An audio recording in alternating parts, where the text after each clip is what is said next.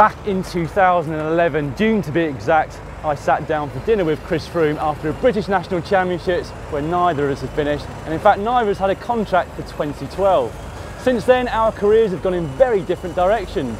One has gone on to become an internationally recognised global, I guess you'd say superstar, whilst the other one, well, he won the Tour de France. Anyway, today I've got the privilege on the final rest day of the Vuelta of going along with Team Sky for their rest day ride, and I'm going to catch up with Chris Froome, find out how the legs are, and just have a bit of a chat.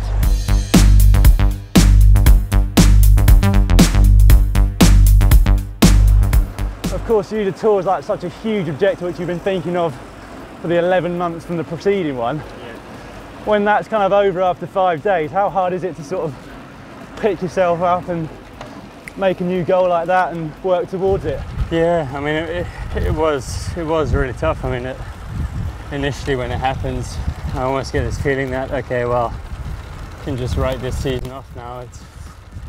It's a big setback, broken wrist, broken hand. I'm gonna have to take some time off now. And even once I get back into it, had to sort of ride around with a splint and stuff. A lot of me thought, well, it's probably even my season done, but then after a week of sort of sitting on my ass at the house, it felt like actually no, okay, I can still get something out of this season, even if it's to set me up for next season. Yeah, how important is that? I mean, it's something a lot of riders talk about, you know, getting 3 weeks of back-to-back racing, and they miss it if they don't do that for 1 year. Yeah, I mean, I think it is pretty big. It is pretty important to get that 3-week race in the legs. I mean, it's been a pretty hard experience coming to this Vuelta and racing when I'm not 100%, but I really do think it's going to give me a lot of base work for next year. It must almost feel like quite nice coming back to this race though, because it's not exactly where it all began, but certainly, yeah, in terms of being great. No, I mean, this is, I do love the Vuelta. The Vuelta is a special race. It's, I mean, it really is for the pure cycling enthusiast, I think, who follows the Vuelta because of the harshness of the conditions, the climbs.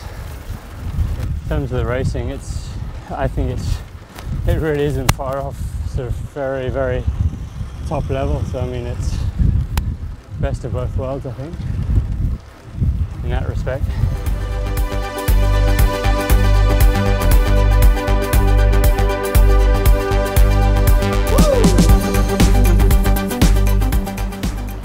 I've got a substandard bike.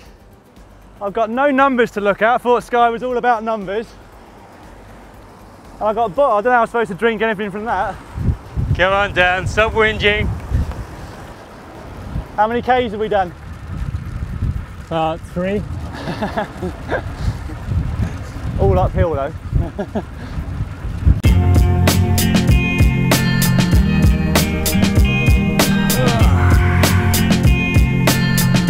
Right, well, we're on the obligatory cafe stop for a recovery ride. Oh, I think I'm going to make this a no mic zone. I don't want to piss them off.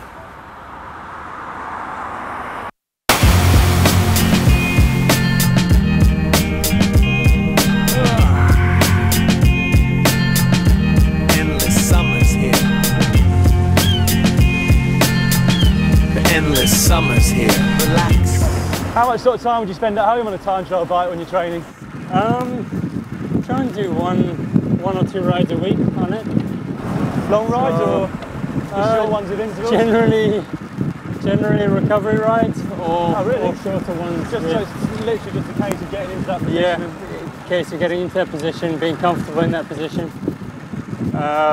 You find it easier if someone has to do stretching to make sure you're comfortable in that low position, or? No, I don't do any sort of, I mean, I always stretch, but not sort of particularly for time trial or anything. Yeah. But no, I mean, it's not. I think it's just on the TT bike in general, the more time you can spend on it, the more comfortable you're going to be in that position.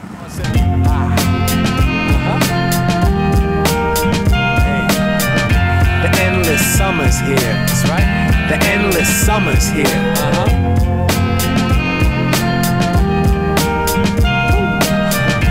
It must be pretty nice actually when you're on the back of a train and you look at guys like Costa and Kiri and Daignan and Mikel, all these guys in the team. I mean, that must be quite something looking ahead thinking these guys are working for me. I tell you, I get so excited sitting on the back sometimes, just watching like the race getting faster and faster and seeing them basically build up the speed. It really...